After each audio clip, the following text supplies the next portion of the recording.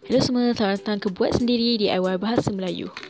Selamat datang ke video baru. Hari ni saya akan buat mini aquarium berslime sendiri. Aquarium mini dengan slime glitter yang ada dalam mangkuk kaca saya ni. Awak perlukan bekas, slime sikit. Kat sini saya ada seed clay dengan foam clay.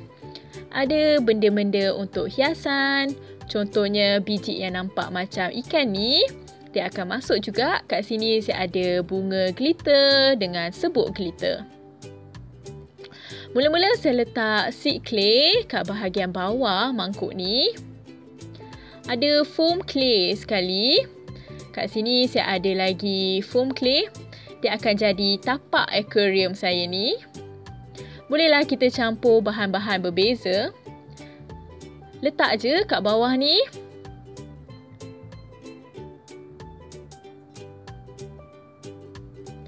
Saya rasa sekarang kita boleh letak glitter kat tapak ni. Cantik lah. Sekarang saya perlukan hiasan. Contohnya kat sini saya nak letak dolphin. Saya letak kat belah tepi supaya boleh nampak nanti.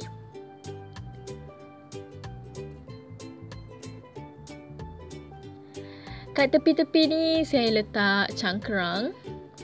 Dengan tapak sulaiman, dengan ikan. Boleh juga sorokkan belian kat dalam. Beberapa belian. Mungkin tak akan nampak sangat. Mungkin dia akan berkilau sikit. Lepas tu saya ada bunga-bunga berglitter. Saya akan masukkan je kat dalam. Boleh jadi bunga dalam air. Saya rasa sekarang dah nampak hebat. Sekarang saya ada slime. Melekit lah.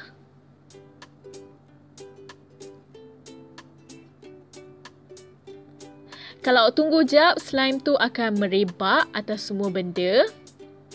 Kita boleh nampak ikan, cangkerang.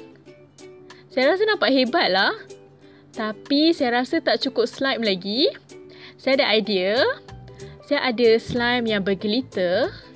Dia bukan biru, tapi saya rasa kalau kita letak di belah atas, mesti nampak sangat cool. Saya rasa ni memang hiasan yang cantik, aquarium mini sendiri. Macam awak nampak, memang underwater world yang hebat. Saya suka juga sebab kat sini ada bubble, dia berkilau cantik. Bolehlah kita tengok-tengok, nampak biru juga. Saya sukalah.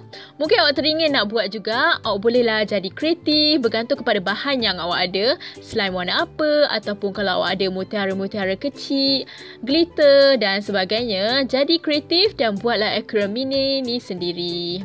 Kalau awak suka video ni, bolehlah bagi thumbs up. Saya kena hati-hati supaya slime kat atas ni tak tumpah.